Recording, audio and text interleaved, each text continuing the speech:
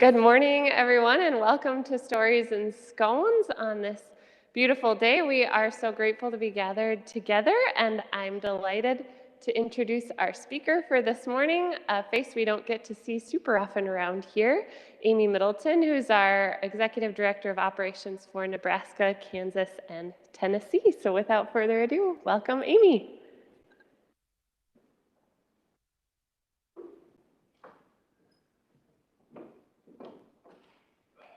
Thanks, Christy. Thanks for having me today. I'm really delighted to be here. And as Christy said, I'm not here that often, but I do feel like people they smile at me or they act like they know me. And I think it's because sometimes I'm on calls, and so people see my face, but I don't always get to see yours. So then it always catches me off guard, and I have to think, how do I know this person? But it is really nice to be here today and to be able to share a story with you this morning. I'm going to start out with a Bible verse that is just something that I have always gone back to in my life to just carry through certain things. Isaiah 43:2. When you pass through the water, I will be with you, and through the rivers, they shall not overwhelm you. When you walk through the fire, you shall not be burned, and the flames shall not consume you. I wanted to share a stormy story with you this morning of May 9th, 2016. As it has impacted my decisions since that day and also been an inspiration in helping me realize that there is a greater power leading me to do what I've been blessed to be able to do. I've introduced you to my father-in-law, Tom, before at annual conference when I did a devotion previously, and how he has truly inspired in some of the events in his life when he had a stroke really led me to my career long-term care. And today I want to share just a little bit of story that also involves Tom and the work that I am blessed to do every day. I love this family photo because Tom looks the happiest. He's sitting there in the middle, my husband Todd behind him, my son TJ, who's a little bit older now, also goes by Todd, and Emma. Emma would probably kill me for sharing this picture, but I love it because Tom looks so happy.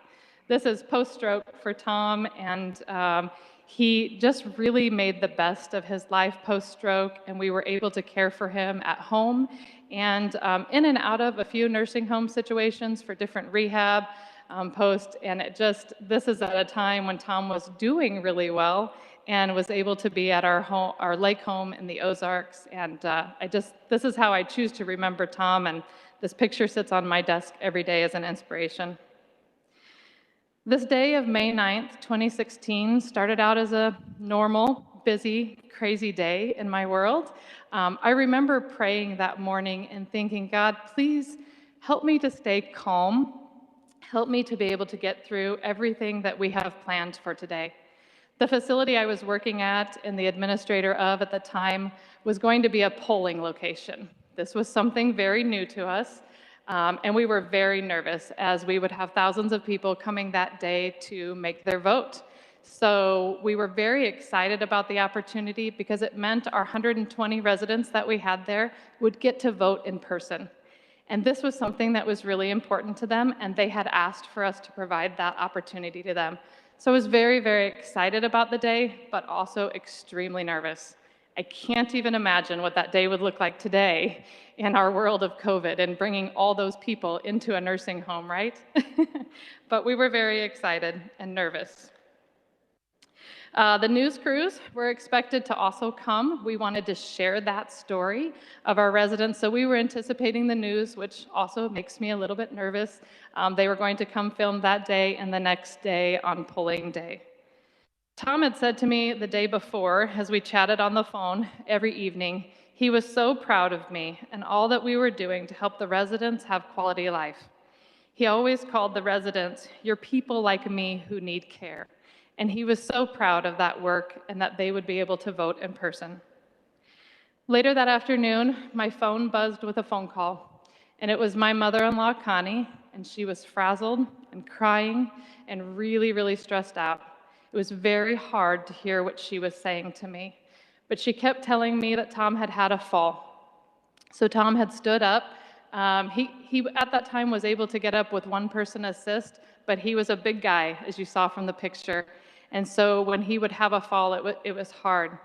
Tom was very frantic and yelling at her in the background. And so I said to Connie, okay, let me call the neighbor. I'm going to have him come help you. You call 911. She had actually called me before calling 911. So she called 911, and I got the neighbor to go over and help as well.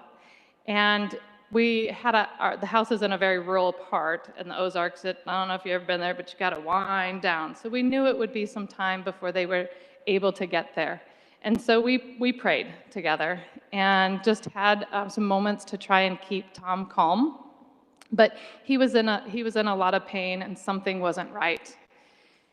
When 911 arrived, he told them, I want to go to the hospital. And right there, at that moment, I knew something was wrong. Tom had fallen before, and he never wanted to go to the hospital. He didn't want to mess with that, but something was still very, very wrong with him. And so he was very worried. So I said to him, okay, you go to the hospital, Tom, and you let people take care of you. And he said, are you going to come? And I said, yes, I will be on my way, but I'm a few hours away, Tom, so I'm on my way. And so that was my plan, to be able to head to the Ozarks, to be able to support my father-in-law through whatever health journey he was going through. But something changed about my plans. So I'd gone to my leadership team and said, hey, I'm going to need to leave. I'm really sorry. This is what's happened. You're all very prepared for this event, and you'll be just fine. Let them know. And as we were standing there talking, I heard something funny, a noise that just didn't set well with me, and I thought, I wonder what that noise is. So we opened the back door. Sure enough, it was the tornado sirens. Odd, because the day outside was beautiful and sunny and gorgeous, and I had not heard anything about a storm coming. So we quickly turned around, and I thought, this has got to be something fake, right? I really did not think it was a tornado. Then the weather radios. If you've ever been in a skilled nursing facility, you know how annoying those radios are on every station. But they started going off and buzzing, and we had TV for a little while there, and the TV immediately said, this is a big storm, and it's coming in fast, and it has really turned a corner that we did not anticipate. And so they made it sound scary. So we reacted very quickly to that storm. If you've been in a nursing facility, that means to move the residents right away and get them to a safe area. It also means closing all of the blinds in the facility, so everybody is moving really, really fast to an area that is safe. Together, oh, I lost my place on my notes here. We quickly were able to move all the residents, except for a few very stubborn ones that didn't want to go to the safe area within minutes. The storm had completely consumed the building, and the noise was so loud. The hail that came with the storm was around cantaloupe size, and it really sounded, the tornado sound is real. It sounded like a tornado, but our tornado was dropping bricks along the way. It was so loud, some of our residents were really scared, and so we decided to sing and to pray during that time, and we had a really good time trying to be louder than the tornado. Everybody did stay pretty calm, and I remember thinking, gosh, that isn't what I was thinking this morning when I prayed for calmness, but it is what the Lord gave me, and I appreciated that. About 45 minutes into the storm of this constant hail and constant damage, the weather radio was reporting that we were going to have about a 15-minute intercession. So we quickly thought, what can we do in this 15 minutes? So several of the leadership team ran to get snacks. We were missing the dinner meal, so we ran to get snacks and drinks for our residents. As I ran from my position, our safe area where you really couldn't see a whole lot, it was devastating. It was really hard to see all the damage throughout the building. The hail had done a lot of damage. It was a beautiful facility, is a beautiful facility. And there's about a 250-foot section of skylight. And the hail, it's a double pane glass. So there's a piece of glass, 10 inches of insulation, and then another piece of glass. That hail was so large and pounded for so long that it came through in many different places. That hail was all over the floor. I wish I had pictures of that. This is the skylight. And you can see those bright areas. That's where the hail had gone through. Not the most quality photos because they're from my phone. But it was crazy. And I had some team members that were walking around at that time surveying the damage. And my mom voice came out because I knew the storm was coming, and I yelled, "You have to get back to your spots. We cannot be walking around here." So I'm sorry, Lord, I didn't use the calmness so much in that moment. The second round of storms did come in and finished up. As that was happening, I remember my phone rang, and it was Connie and Tom to give me an update. Tom had suffered a mild heart attack, but was at the hospital and doing great. He asked again, "Are you coming?" I remember feeling guilty as I told him I wasn't going to be able to come as soon as I thought that I was. But he said it was more important that I take care of the people like him. They needed me. Keep them safe and be careful. The facility did have lots of damage. The main area of the building and the resident rooms were mostly okay, but a lot of broken windows. For those of you, like I talked about, shutting the blinds, I say this often, but blinds save lives.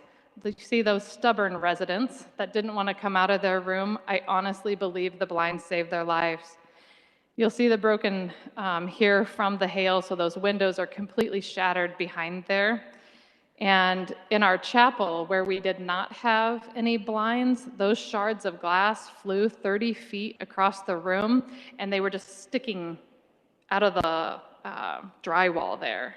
And we went outside, and there was mulch that was just in the trees, just sticking out of the trees. It was crazy. So I'm very glad that those blinds worked and really did save them. Every single car in the parking lot was totaled from the storm, including mine. It was pretty bad, but all the residents and all of our team members were okay, and we were all safe. As you can see through some of the pictures, just some of the damage. I talked to Tom every day. His first question was always, "How are your residents doing? Is everybody okay? And when are you coming to see me?" A few days later, I was able to head to the Ozarks to see Tom. He was doing really well, and he was so excited to see us. He could hardly contain his excitement. You see, he had a gift for me that I still to this day hold very dear, and I wear every single day. Tom gave me this necklace. He and Connie had gone shopping, and he wanted to buy a necklace for me because he says that I'm his rock. And it looked like a rock to him, and so even though they were shopping for Connie that day, they found a necklace for me, and he was so excited to give it to me. He said it looked like a rock, and he wanted to let me know that I have been his rock through all of the different obstacles that he has faced, and he really believes that I continue to be a rock for all those that I serve.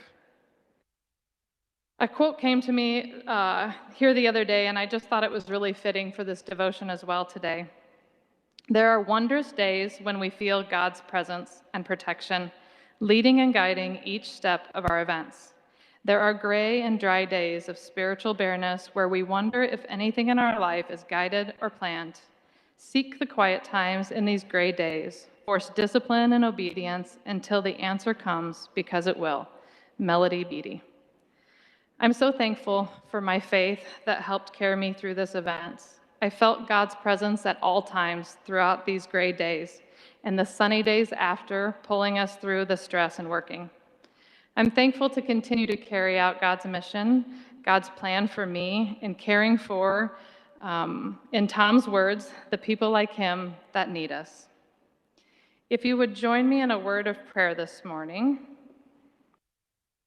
and I will add our devotion prayer list here for the others that we will pray for today, employees and those we serve in the locations of Orange City, Iowa, and Osceola, Nebraska, the Department of Operations and those that they serve, prayers for those facing financial crisis and their family and friends, prayer for the private prayer requests that are in our prayer basket as well.